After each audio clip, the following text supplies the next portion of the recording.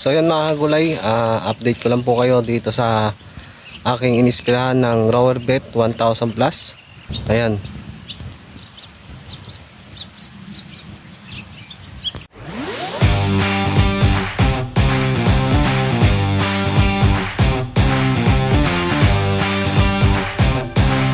Gulay, ito na po yung aking talungan.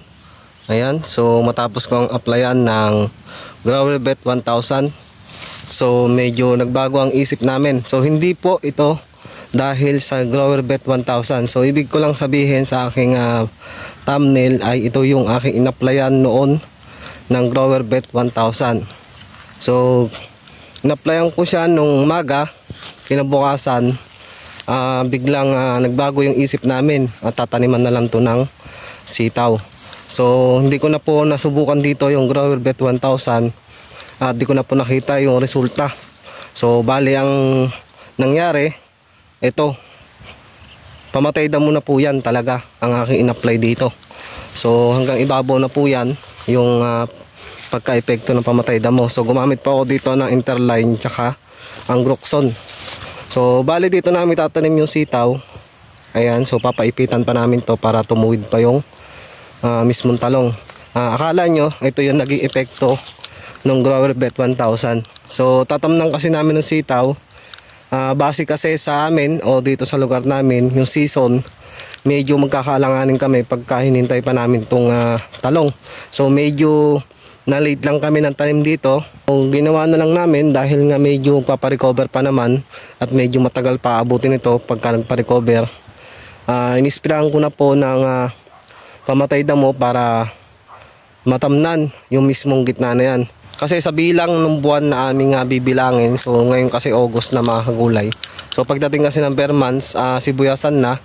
So balak namin, kailangan ma-prepare namin itong lupa na to. So ang susunod na season na talungan, medyo agahan na namin. Medyo na-late lang kasi kami ng kuha ng lupa na to, kaya medyo nagkaalanganin kami. So medyo sayang din mga kagulay dahil ito nakatanim na to. So ang gagawin na lang namin para ma-prepare pa namin sa sibuyasan at may salang ng maganda, tataniman muna namin to ng sitaw para masulit yung balag nito. So yun, pasensya na mga kagulay, hindi ko man na-try dito sa talong pero marami pa naman akong bagong tanim.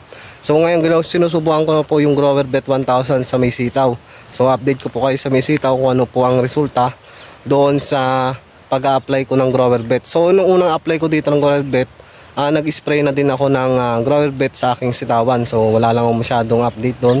Inuna ko lang itong talungan para sa ganon, sa mga nag-aabang ng update dito, alam nyo kung ano namang nangyari dito sa ating in-applyan ng Grower Bet 1000. Pero hindi po ito yung Grower Bet 1000, yung sanhi. So inispirahan ko po ito ng Interline tsaka ang Groxon. So mga systemic na herbicide po yan, talagang nilipol namin itong talungan para taniman ng ibang gulay. So sa sitaw kasi, saglit lang kasi mga kagulay yun, saktong-sakto lang sa season ng sibuyasan. So medyo inahabol kasi namin yung panahon ng sibuyasan para hindi rin kami mahirapan sa pagsasalang nitong lupa. So ang gagawin na lang namin sa susunod, medyo mas aagahan namin para yung sunod-sunuran ng tanim namin hanggang sa tumanda yung talong, masulit namin. So ngayon kasi hindi namin nasulit masyado, medyo bata pa ito mga kagulay.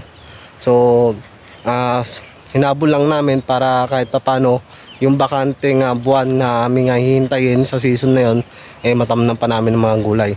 So yung mga gulay, bali puro sitaw po ang tanim ko ngayon. Meron po tayong matandang sitaw na at meron pong kahalaw lang po yung sa tabing bahay at meron po tayong bagong tanim. So andyan po yan sa may kabilang palay po na yan. So yun po yung dinulos po namin. So maganda na po ang buhay, maganda na po ang pagkatubo. So nakaguhit na siya. So yun, update ko na lang kayo din doon sa sitaw. So sa mga nag-aabang ng resulta ng Grower Bet dito sa talungan, so hindi po natin hindi po natin nabigyan ng magandang feedback kasi hindi pa namin po siya na-try talaga sa talong kasi isang apply pa lang. So hindi ko pa siya nakitang umepekto dito. So ganoon na lang mga kagulay, abangan nyo lang yung aming pagpiprepare dito kung ano pa gagawin namin. So ganoon na lang mga kagulay, maraming salamat tinapos itong video na to. Sa mga bago nating viewers dyan, huwag nyo na pong kalimutang i-subscribe itong aking channel para ma-update ko kayo sa iba kong mga tanim. Ayan, so ito, kulang kalating hektarya na aking talungan. So medyo in-spray ko na ng pamatay damo na systemic. Ayan, so tumatalab na siya.